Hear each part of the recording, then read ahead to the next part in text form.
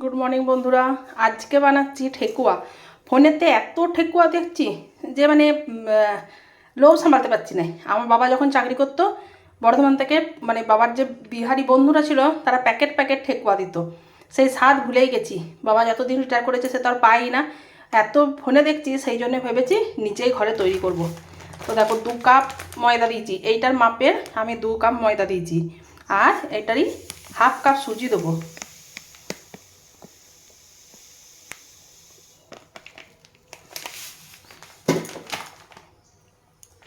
এই দেখো half cup দিচ্ছি সুজি। আর দেখো এটা দেখো মৌরি, এটা দিচ্ছি মৌরি। আর দেবো নারকেল কোড়া, দেখো এটা নারকেল, ঠিক আছে। আর একটু নারকেল দিই, সামান্য একটু নুন,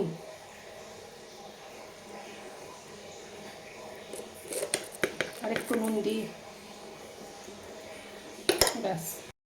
1 চামচের মতন ঘি দেবো।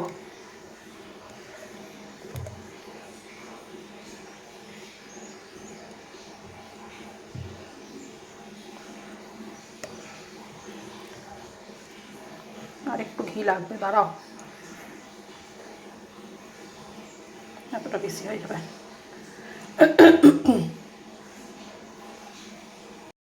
আর দেবো গুড়,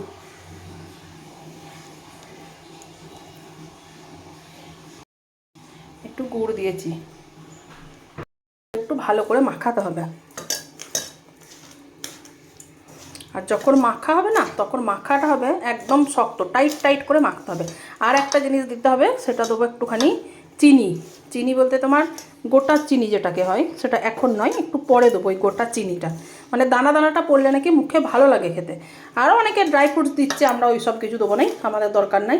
আমাদের এইটাতেই ভালো হলে এইটাতেই একদম দেখো না তুমি খেয়ে শেষ করে দেবো, পাতে পড়ে থাকবে না একটাও। তো দেখো এই যে এইরকমভাবে এটা মুঠো হয়ে যাচ্ছে, ডেলা হয়ে যাচ্ছে, তার মানে এটা ময়ানটা ভালো হয়েছে। এরকমভাবে যখনই নেবে তখন দেখবে এটা ডেলা হয়ে যাচ্ছে। এই দেখো এরপরে দিয়ে দিচ্ছি দানা দানা চিনি। চিনিটা দানা দানাই থাকতে হবে, গুঁড়োটা ভালো লাগে না, এই চিনিটা দানা দানা মুখে ভালো লাগবে। এরপরে একটু এটাকে শক্ত শক্ত করে একটু মাখতে হবে, মানে একবারে জল দেওয়া চলবে না। তাও মনে হচ্ছে আমি জল বেশি দিয়ে দিচ্ছি নাকি রে বাবা, ভয় লাগছে। একদম শক্ত শক্ত করে মাখতে হবে, আর মনে হচ্ছে জল লাগবে না। নারকেল থেকে তো একটুখানি জল বেরোচ্ছে না। তো দেখো মেখে নিয়েছি, মাখাটা দেখেছো কত শক্ত হয়েছে। যত শক্ত মাখা হয় ততই ভালো। এটা মেখে এখন আমি কিছুক্ষণ রেখে দেবো। এরপর আমি আগে আমার কাজগুলো সেরে নিই, তারপর এটা ছাঁকবো। তো দেখো বন্ধুরা, এতক্ষণ ধরে মাখা ছিল, মেখে পর এরপর তৈরি করব। মানে অনেকক্ষণ মেখে রাখলে না ময়দাটা বেশ ভালো মাখাটা নরম হয়ে যায়। যতই শক্ত করে মাখো, এবার কেমনভাবে তৈরি করছি দেখো, এরকম করলাম। ঠেকুয়ার একটা শেপ বলে, আমরা কি আর বিহারি বটি যে ঠেকুয়া পারবো, কিন্তু যাই হোক ইউটিউবের দৌলাতে এইসব চলে।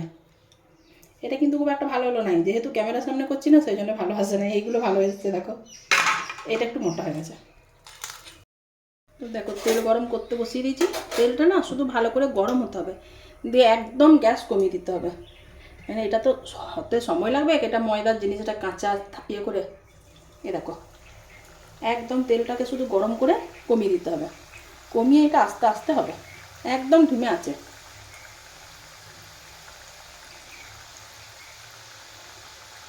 লাল লাল মতন ভাজা হয়ে গেছে, সেই তখন থেকে করছি কিন্তু কমিয়ে কমিয়ে। এরপরে তুলছি, জানি না ভিতরে কেমন কি থাকবে, কাঁচা হবে না ভালো হবে, ফার্স্ট টাইম হয়েছে এটা। কেমন ফুলে গেছে,